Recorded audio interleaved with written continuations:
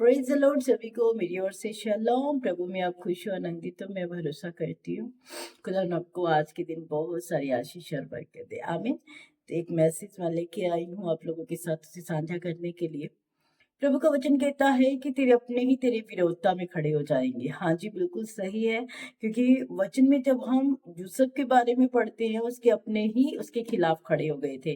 तो ये बात सोचिए कि आपका विरोधी बाहर वाला कोई होगा या आपका विरोधी आपकी ना पहचान वाला होगा। जी नहीं, वचन कहता है आपके अपने आपके विरोधी हो जाएंगे। आमीन।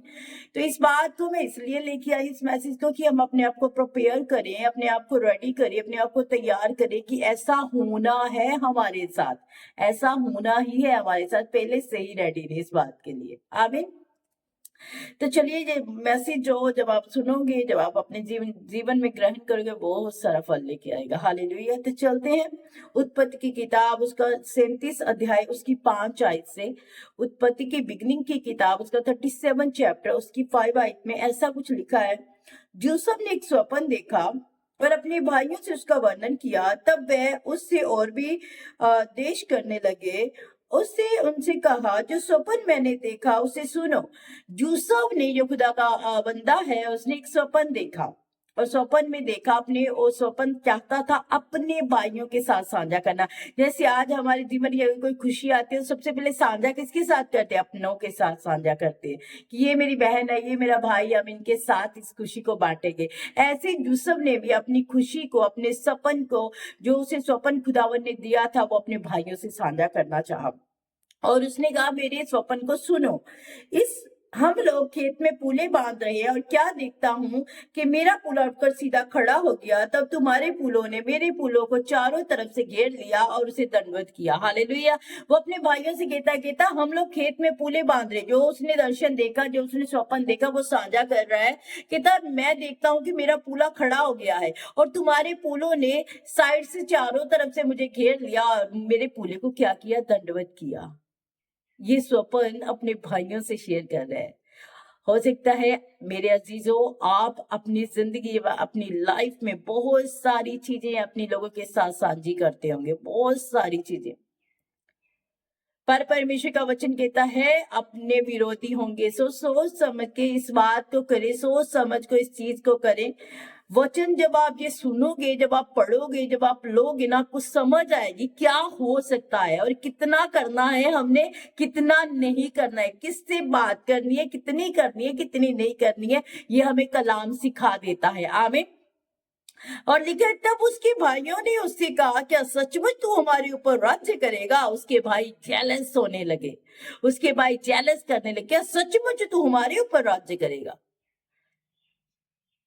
ध्यान से सुने, क्या सचमुच तू हमारे ऊपर राज्य करेगा? उसके अपने भाई, जो उसके भाई लोग थे, वही बोल रहे हैं, क्या सच में तू हम पे प्रभुता करेगा? इसलिए वे उसके स्वप्नों और उसकी बातों के कारण उसे और भी अधिक बैर करने लगे। देखा, जब आपकी सक्सेस होगी, जब आपकी उन्नति होगी, आपके अपने ही आपसे जेलस करेंगे, अपने ही विरोध में खड़े हो जाएंगे। हो सकता है आज आप चर्च जाने वाले हो, जब चर्च में आप बहुत ज्यादा उन्नत हो जाते हैं, जब खुदावन आपको खड़ा करते हैं अपने कामों के लिए, हो सकता है कि आपके अपने ही आपके विरोधी हो जाए, फिर आपका चर्च जाना बंद करने लगे। ऐसा बहुत सारे मेरे पास जो फैमिलीज आते हैं, बहुत सारी फैमिलीज के जीवन में ऐसा होता है और मैं इस मैसेज को याद रखती हूँ। प्रभु का वचन कहता है तुम्हारे अपने तुम्हारे विरोधी होंगे। आमीन। तो यहाँ पे लिखा, वो और भी ज्यादा बैर करने लगे। फिर उसने एक और स्वप्न देखा, अपने भाइयों से उसका भी वर्णन किया। सुनो, मैंने एक और स्वप्न देखा है कि सूर्य, चंद्रमा और 11 तारे मुझे दंडवत कर रहे हैं। अब पूरी पृथ्वी के जो परमेश्वर ने ये चीजें बनाई है, सूर्य, चंद्रमा और 11 तारे मुझे नमस्कार कर रहे हैं। वो तो अपने भाइयों के साथ अपना समझ के साझा कर रहे हैं, इस बात को अपना समझ के शेयर कर रहे हैं, इन सपनों को वो अपना मानता है। इसलिए कभी कभी आप भी ऐसा ही करते हो, बहुत ज्यादा रिश्तों में उलझ जाती हो, बहुत ज्यादा रिश्तों में आप विश्वास, फेथ दिखाते हो, परमेश्वर से भी ऊपर जाके फेथ दिखा देते हो। पर परमेश्वर जितना फेथ किसी के ऊपर नहीं रखना है हमें। हालेलुया। तो यहाँ पे अपने विरोधी होंगे, मैं इस बात के ऊपर आपको लेके आ रही हूँ। ये नहीं है कि रिश्ते हैं तो हमें कदर नहीं करनी है, रिश्तों की आदर, मान, सम्मान, कदर करें। रिश्ते परमेश्वर ने बनाए हैं हमारे लिए, इसलिए रिश्तों की वैल्यू को समझे। पर थोड़ा सा उन चीजों से अलर्ट होके उस वैल्यू को दे। वैल्यू सबकी होती है, माँ बाप की सबसे बड़ी आज्ञा है अपने माँ बाप का आदर करो, और वैल्यू सबकी हमारी जिंदगियों में है। पर ये जो यहाँ पे कलाम पढ़ रही हूँ, सुन रही हूँ, इससे हमें बहुत कुछ सीखने को मिल रहा है। आमीन, हालेलुया। आगे लिखे, स्वपन का अपने अपने पिता और भाइयों से वर्णन किया। तब उसने पिता ने उसको डांट कर कहा, ये कैसा स्वपन है जो तूने देखा है? क्या सचमुच मैं और तेरी माता और तेरे भाई सब जाकर तेरे आगे भूमि पर गिर के दंडवत करेंगे? उसके बाप ने ये बात कही, उसके पिता ने ये बात की, क्या सचमुच ऐसा होगा? उसे डांटा पहले, क्या सचमुच ऐसा होगा कि हम तुझे, मैं और तेरी माता और तेरे भाई तुझे दंडवत करेंगे? हैरान हो गए वो। पर मैं आपको बता दूं, जिसे परमेश्वर उठा ले उसे कौन गिरा सकता है? जिसे परमेश्वर ऊंचा उठा ले ना, उन्नत कर दे, उसे कोई गिरा नहीं सकता। यूसुफ को परमेश्वर ने चुना था, यूसुफ को परमेश्वर ने आवाज दी थी, यूसुफ की जिंदगी में परमेश्वर ने बड़े काम रखे थे, इसलिए यूसुफ को ही चुना, बाकी भाइयों को नहीं चुना। यूसुफ को आवाज दी परमेश्वर ने, और यूसुफ को ही दर्शन देने शुरू किए प्रभु ने। आमीन, हालेलुया। तो हो सकता है 4 भाई बहन है, 5 भाई बहन है, उनमें से एक को खुदावन ने ऐसा चुना, ऐसा उन्नत किया कि परमेश्वर के बड़े बड़े काम उसके द्वारा हो रहे हैं। समझ रहे हो? ऐसे यूसुफ की जिंदगी में भी आ रहा था। उसके भाई उससे डाह करते थे, पर उसके पिता ने उसके वचन को स्मरण रखा। उसके भाई उससे बहुत ज्यादा नफरत करने लगे जब उन्हें ये बातें पता चली, पर उसके पिता ने इस स्वप्न को अपने जहन में रखा, अपने माइंड में रखा। मैं आपको बताने वाली हूँ यहाँ पे कि फिर क्या होता है जब परमेश्वर की योजना आपकी जिंदगी के ऊपर प्रकट होती है। जब परमेश्वर आपको चुन के आपको आवाज देते हैं कि अब उठ जा, मेरे कामों को कर, अब देख मैं तुझे दर्शन दिखा रहा हूँ, तब आपके अपने विरोधी हो जाएंगे, आपके अपने आप को रोक टोक करेंगे, आपके अपने आपसे नफरत करना शुरू कर देंगे। हालेलुया, आमीन। तो यहाँ पे लिखा है, मैं इसकी 21 को पढ़ूंगी जी, इसकी 18 को पढ़ूंगी। लिखा है, जो ही उन्होंने उसे दूर से आते देखा तो उसके निकट आने के पहले ही उसे मार डालने का षड्यंत्र रच लिया। यूं ही उन्होंने देखा कि वो पास आ रहा है। कौन? स्वप्न देखने वाला, देखो हमारे पास आ रहा है, क्यों ना इसे मार दिया जाए, क्यों ना इसे गड्ढे में धकेल दिया जाए।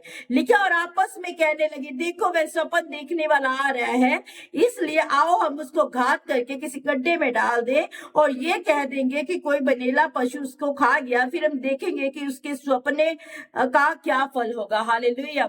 देखिए, जब आप उन्नत होंगे, जब आप प्रभु के काम को करेंगे, जब आप परमेश्वर के नजदीकी में जाएंगे, तो बहुत सारी चीजों को आज सामना आपको करना पड़ेगा, बहुत सारी चीज।